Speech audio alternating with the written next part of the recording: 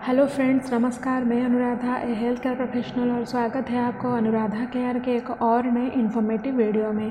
Periods के बीचों बचा वाला दिन आपको अगर आपके टमी के निचले हिस्से में कुछ दर्द हो रहा है तो उसको आप क्या समझें, ये सवाल आपने बहुत सारे पूछे हैं। तो इसका जवाब आज हम इस वीडियो में जानेंगे। ये पेन क्यों होता है, कब होता है और इसका क्या महत्व होता है और कब आपको अपने डॉक्टर से मिलना चाहिए, इसके बारे में हम पूरा डिटेल्स में जानेंगे। तो वीडियो शुरू करने से पहले अगर अभी तक आपने अनुराधा केयर चैनल को सब्सक्राइब नहीं किया है तो ज़रूर कीजिए और साथ ही साथ बेल आइकन को भी हिट कीजिए ताकि इसी तरह का इन्फॉर्मेटिव वीडियो आपको आगे भी जाकर मिलती रहे। देखिए फ्रेंड्स, ओवुलेशन फर्टाइल होने का एक संकेत होता है। ओवुलेशन कब होता है? अगर आपका पीरियड साइकिल लेंथ 28 डेज से 30 डेज़ के अराउंड है, जो कि नॉर्मल माना जाता है, तो आपका 14 डेज़, 15 डेज़ या फिर 16 डेज़ के दौरान ही आपका ओवुलेशन होता है। तो अगर इसी पीरियड के दौरान आपको कुछ पीठ के निचले हिस्से में कुछ क्रैम्पिंग हो रहा है तो इसको हम ओवुलेशन पेन बोलते हैं। डॉक्टरी भाषा में इसको मिडिल स्क्रेमर्स बोलते हैं, यानी कि मिडिल पेन।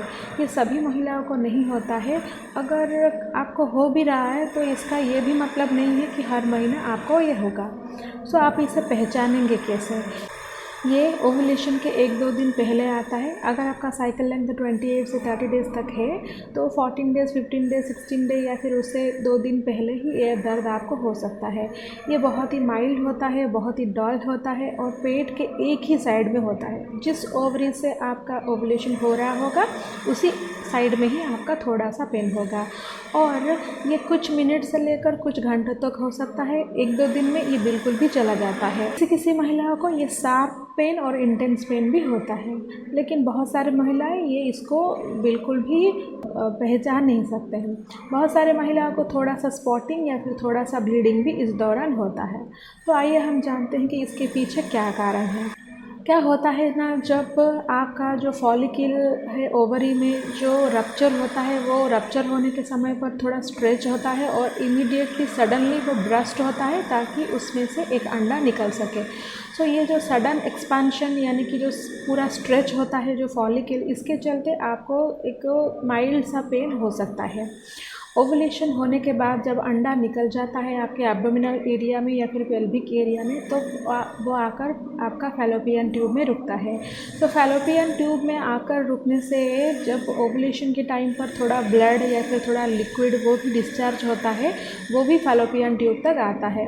तो ये जो ब्लड और लिक्विड रिलीज होने के कारण से आपको थोड़ा इरिटेशन हो सकता है या फिर आपको थोड़ा इचिंग इस पेट के निचले हिस्से में हो सकता है, जिसको कि हम ओवुलेशन क्रैम्पिंग बोलते हैं।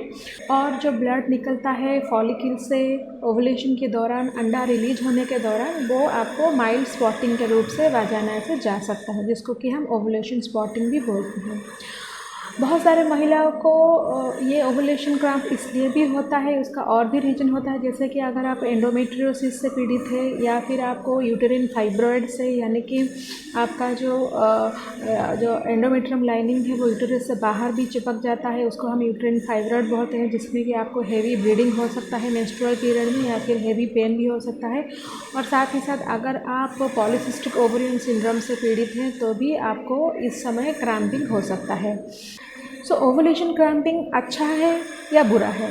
देखिए दोस्तों, ओवुलेशन क्रैम्पिंग अगर माइल्ड है, डल है, तो ये बहुत अच्छा होता है, क्योंकि आप इसे अपना फर्टिलिटी पीरियड को आसानी से पहचान सकते हैं। और अगर आप कंसेप्शन के लिए ट्राई कर रहे हैं तो आप अपना ओवुलेशन डे जानकर इसी समय रिलेशन रखने से आपका कंसेप्शन हो जाएगा। लेकिन कब ये हार्मफुल होता है? अगर आपका ओवुलेशन क्रैम्पिंग ज़्यादा हो रहा है तो हो सकता है कि आपको पॉलीसिस्टिक ओवरियन सिंड्रोम है या फिर आपको एंडोमेट्रियोसिस से या फिर आपको फाइब्रॉइड से।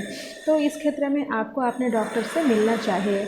अगर ओवुलेशन क्रैम्पिंग के समय आपको कुछ फीवर हो रहा है, वोमिटिंग हो रहा है, बहुत ज़्यादा क्रैम्पिंग हो रहा है जिसको कि इंटेंस है, जो कि आप टॉलरेट नहीं कर पा रहे हैं, तो इस क्षेत्र में आपको अपने डॉक्टर से एक बार ज़रूर चेकअप कर लेना चाहिए। अगर आपको ओवुलेशन के टाइम पर क्रैम्पिंग हो रहा है और आप इसको पहचान सक रहे हैं और साथ ही साथ इसके साथ और भी छोटे छोटे जो लक्षण दिखाई देते हैं ओवुलेशन के टाइम पर, जैसे कि आपका बेसल बॉडी का टेम्परेचर इंक्रीज हो जाता है, आपका बॉडी टेम्परेचर थोड़ा इंक्रीज हो जाता है और आपका जो सर्वाइकल म्यूकस है यानी कि जो बच्चेदानी का मुंह का जो म्यूकस होता है, वाजिनल जो डिस्चार्ज होता है वो बिल्कुल एग वाइट और स्ट्रेची हो जाता है। तो इसे भी आप पता कर सकते हैं कि आपका ओवुलेशन हो रहा है।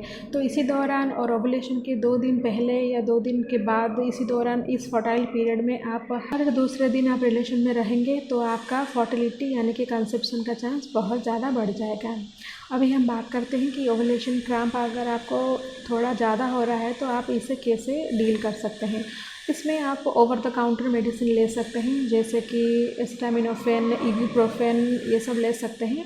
लेकिन अगर आप कंसेप्शन के लिए ट्राई कर रहे हैं तो पेन किलर मत लीजिए। आप कुछ हॉट बाथ ले सकते हैं या फिर हीटिंग पैड का भी यूज़ कर सकते हैं।